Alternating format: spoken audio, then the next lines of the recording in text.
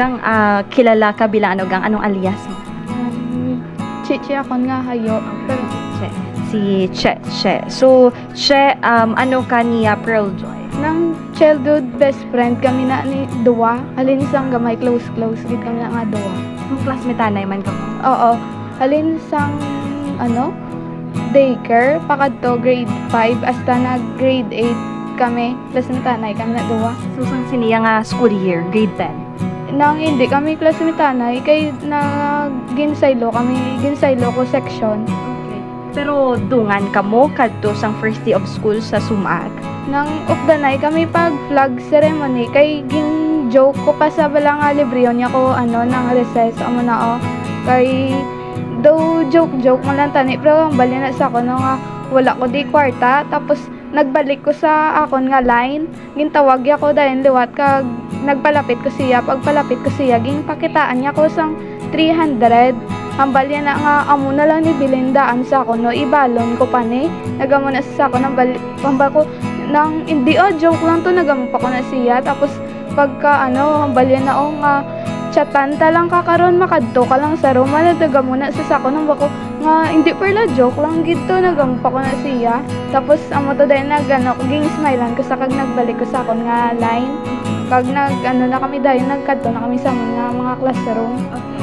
So wala man sa may nag-chat sa mo nga update ko bi kay may tabuon ko karon sa udto. Wala sa ka-chat sa akon nga amo na kay why man ko kakadto sila nga classroom mo kag wala man sa ka-chat bila nga amo na makadto ko to siya or what kay nakita ko man manghudya nga nagkadto siya pag recess kay doging gaan sa bila pagkaon man to tapos nagbalik ya manghod ging smilean ko lang sa kay naglabay lang ko sila nga classroom mo na So baling 300 pesos diin to halin kay mama niya balon sa iya. Hindi nang yato ko ng sweldo yato kay gaobra sa daan sa may kasagingan. Okay. So bali sito that time last mo na lang tong nakita kay Pearl Joy. Oo, kay pati pag panyagaway na kami dayon kakitanay mo. Okay. Pero naka-chat ka pa na siya? Wala kami kagi chatanay liwat. Okay, amo lang gito ang last niyo makita ay. Oo. So, as childhood ni Pearl Joy, ikaw gining nakakilala siya. Paano mo i-describe ilaragway si Pearl Joy sa mo? Ano na sana ang mabuot na bata? Nang hardworking.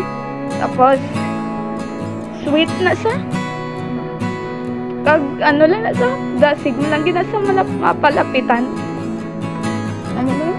So kamo ginaya duwaya sa kamo ginaya upuday hasta sugod sa nagdasma kamo nagalagsanay kamo. So ga-open up man mo si Pearl Joy when it comes siya nga mga problema. Oo, kagi na sa hambal sa kon nga nang sang grade 8 kami.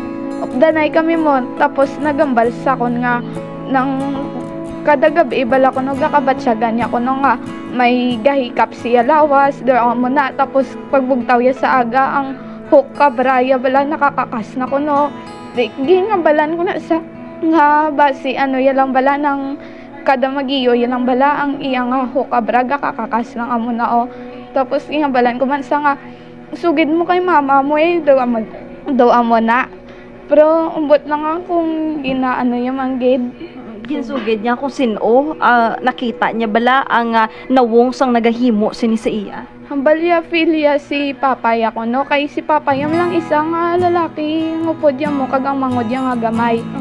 Mala na ang yung manggid kay wala man may gasulod sila balay sila man lang. So bali siya as childhood friend anong nangin reaction mo sang gin-share ini sa imo ni Pearl? Nang ito na luoy kubla siya tapos sambalya pa na sa kon nga tani nang makayo na balang balay nila ko na sa bagong dalan para makasaylo na sila kag may kwarto na gid siya ko no para hindi na ko na maliwat galing paray lang gid sila tulog ha. Ambot lang wala lang gid ko kabalo kay way man sa kambal sa kon mo kung tuparay lang sila tanan tulog pero pagkadto ko sila balay do nakalain man ang sila bala lain sila tapos lain man si mamaya kag si papaya. Okay. So bali after sito wa ka nanugid close ka man sa kay Nanay Jennifer. Oo, close kami ni tita kay Gasturianay kami na permit tapos permit man na sa gapamangkot sa kon kung blaga katabo kay Pearl sa eskwelahan kung gasulod or wala amo na nasugid sugid mo ni kay nanay ni Pearl? Wala ko kaagi sugid kay tita kay na ano man ko bala kay hindi man daan gusto bala amo na kay base blaga ano lang ko nang base blaga bra lang storya base hindi man sa magpati amo na oh.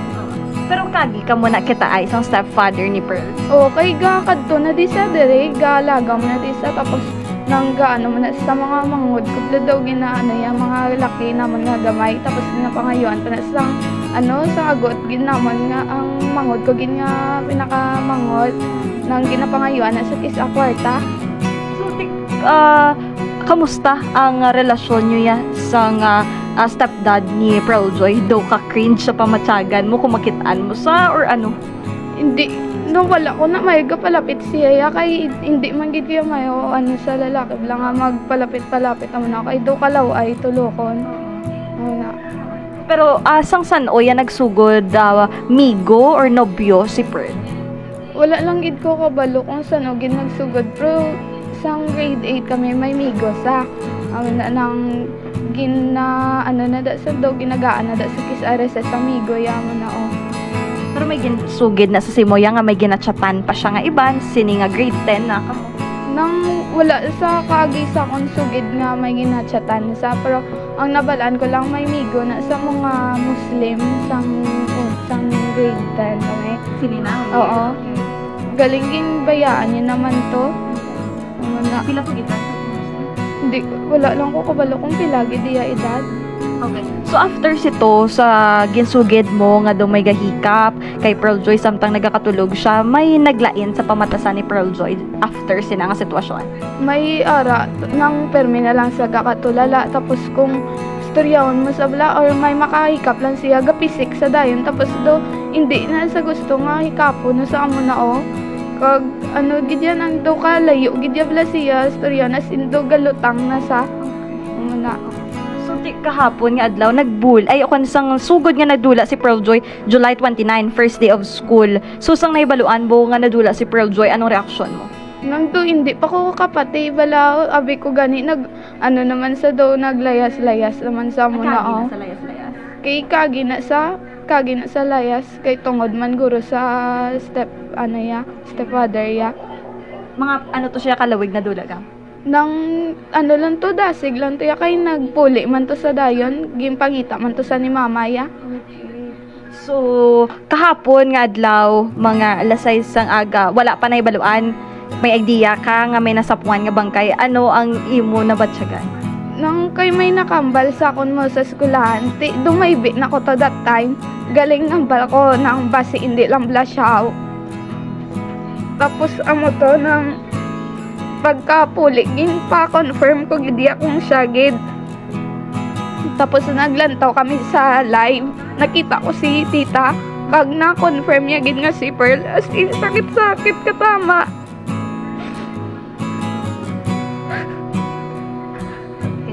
15 years o kung almost 15 years man kamo nga upuday diba?